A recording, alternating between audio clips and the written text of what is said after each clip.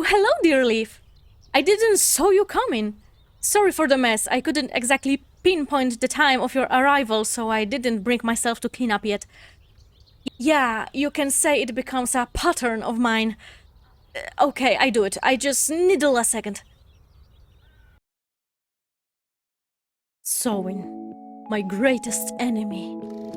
The bane of my existence and object of all of my desires. I have struggled in vain and I can bear it no longer. Sewing one-on-one, so you can suffer with me. Let's go. But before that, hello! I'm Vashka and this is my Brocoke studio. Here on my channel you can find videos about various hobbies and information on how to approach them to not spend too much money. Soon you'll be able to find some videos about character design and storytelling, but everything in time. Consider subscribing if you enjoyed this video and leave a comment to announce your complicated love towards sewing if that's the case for you too. To make that video more bearable, I'm going to discuss one sewing stage at a time. So let's start with patterns. Patterns can be bought in the form of digital files or physical sheets, drafted from the body, mannequin or another garment, or made cosplay style with stretch foil and some tape. For newbies, physical patterns are the best option. They can be found in few variants, one pattern neatly hidden in an envelope or a bunch of patterns printed one on the other, squeezed in the middle of a sewing magazine. The second option requires some manual copying. The first one is available only for the chosen ones. Another easy way is the foil and tape approach, although this one can produce a lot of waste if you don't plan on reusing the pattern. All you need to do is to cover your body with a stretch foil and tape yourself. In a way, all of the body curves are preserved. Then you just need to free yourself from the cocoon, cut out specific pattern pieces and voila! Next best thing is probably drafting from another piece of clothing that suits you well, but it requires ripping the seams, which may not be the best idea if you still like the original garment. There is an option to not tear the garment apart, but for that approach you will need a big piece of foam or anything else that could be stabbed with pins, good lighting and a lot of patience. If you want to draw your pattern based on your measurements, so do it the proper seamstress way, you need to prepare yourself for math, and a lot of shapes, and 3D modeling in head, and more math. This approach is the most budget-friendly of them all, but as one neurodivergent person to another, I can assure you, low cost does not come in pair with low difficulty level.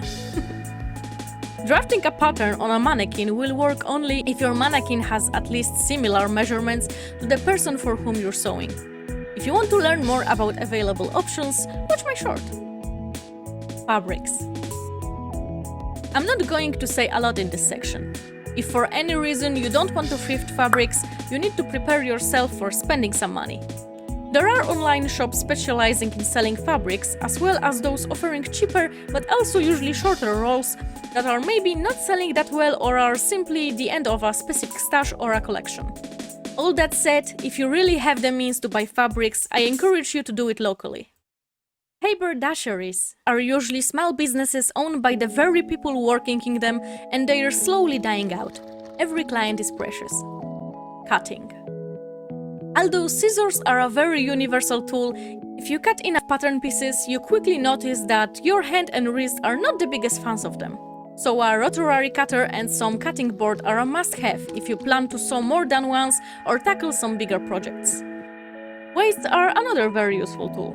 Technically, everything around you can be used for that purpose, but something small and flat is always the best option. Also, let's not forget about the large amount of pins, and maybe a long, at least 30 centimeters, ruler. Not necessary, but very handy.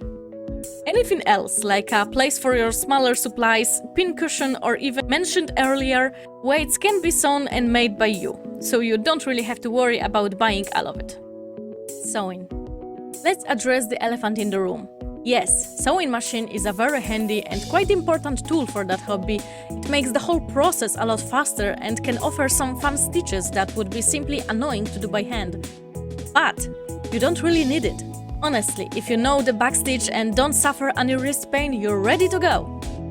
And if you prefer owning the machine, look at your local second-hand sites, as you will probably find some cheap listings there. Who knows, maybe you'll even be able to score an antique one. Yes, Global West, you may have your handy patterns in the envelopes, but we are the ones owning the most singers. Ha ha ha ha ha! Details. The easiest part. Zippers and buttons are pretty cheap and can also be salvaged from other projects or pieces of clothing. Same with velcros and elastics, although to the lesser extent. Lace, beads and patches can also be reused or bought online, handmade or commissioned. Unless you care about having an ideal accessory, everything can be gathered quite easily. And that's all!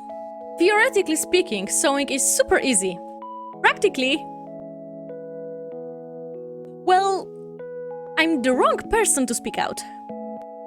If you'd like to get a list of all the tools and materials needed for starting your sewing journey, feel free to hop on my Patreon, where I prepared a free printable file containing some information I didn't mention in the video. Patreon enables people to follow creators for free, and I really encourage you to do that, as I post a lot of fun stuff there, not only printables and tutorials. Anyway, all that mess you saw at the beginning of the video lays in one big pile on my desk right now, and I need to go there to start editing.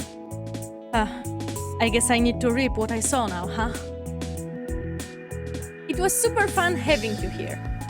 Thank you for watching, and see you in my next video.